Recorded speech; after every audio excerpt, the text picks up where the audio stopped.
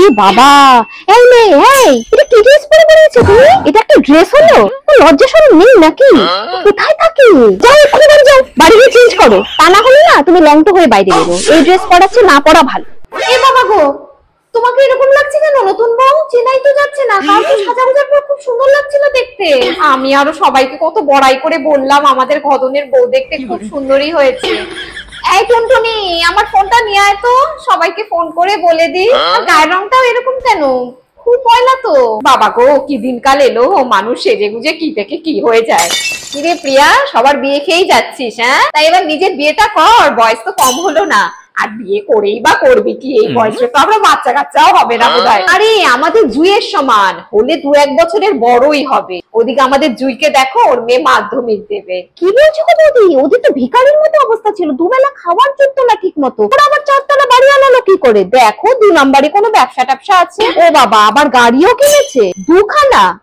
ওই ফকিন্নিদের টাকা হলে যা করে। আর ওই কথাই আছে না, অল্প জলের মাছ গভীর জলে পড়লে লাফায় বেশি। ওর যত সব বড় বড় কথা। যৌতুক না নেওয়ার কি আছে রে? একটা ছেলেকে লেখাপড়া করিয়ে দাঁড় করাতে কম টাকা খরচা হয়? মেয়েকে অত ভালো ঘরে দেবে তো টাকা খরচা করবে না? আরে মানছি মেয়েকেও লেখাপড়া করাতে টাকা খরচা হয়, কিন্তু মেয়ের তো সারা জীবন কাউকে টানতে হয় না। বাবা, বিয়ের 5 বছর হয়ে গেছে, এখনো বাচ্চা কাচ্চা হয়নি? তা নিচ্ছ না, না হচ্ছে না? মানে তোমাদের কারো সমস্যা আছে? না মানে আমাদের কাছে একজন ভালো ডাক্তারের খোঁজ ছিল তো, তাই বলছিলাম আর কি। আরে আমাদের সময় বাচ্চা হওয়া নিয়ে এত প্রবলেম ছিল নাকি? বিয়ে হতো আর 1 বছরের মধ্যে দানাদান বাচ্চা হয়ে যেত। আর এখনকার দিনে আর হবে না কেন? বিয়ের আগে এরা যেভাবে মেলামেশা শুরু করে দেয়, বুঝলে না কি বললাম? অমলেন্দু কাকুর মেয়েটা কি সুন্দর হয়েছে গো, আর লেখাপড়াতেও দুর্ধর্ষ হয়েছে। সুন্দর তো অবশ্যই, সে তো অস্বীকার করা যায় না। আর লেখাপড়াতেও ভালো শুনলাম। তবে মেয়েটার গায়ের রংটা একটু বেশি ফর্সা না? একদম সাদা, দেখলে মনে হয় যেন গায়ে রক্ত নেই।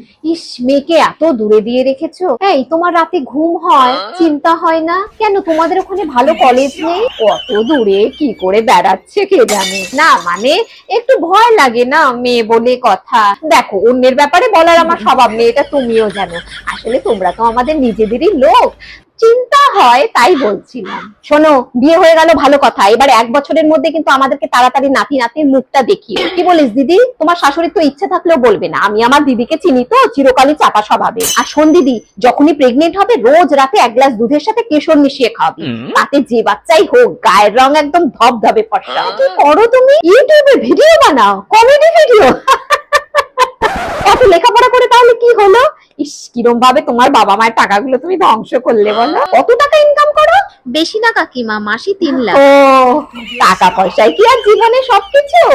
ওই দেখি নতুন বউয়ের বাড়ির থেকে কি কি শাড়ি দিল। এই শাড়িগুলো দিয়েছে? ও, কোথা থেকে কিনেছে তো শাড়িগুলো? আরে আমরা যে দোকান থেকে বাজার করলাম একসঙ্গেই তো বাজার করেছি। তাহলে তো বড় দোকান থেকেই কিনেছে। বাবা, আজকাল কাজের লোকেরাও কত দামি শাড়ি পরে বলো। মানে? আরে আমার বাড়ির কাজের মেয়েটা চাপা, ওর কাছে সেম শাড়ি আছে, তাই বলছিলাম। বাবা, ওর ছেলে অত ভালো কলেজে চান্স পেলো কি করে গো? টাকা, সবই টাকা। টাকা থাকলে না সবই হয়। সারাদিন তো বাইক আর মেয়ে নিয়ে ঘুরে বেড়ায়, লেখাপড়া করে কখন?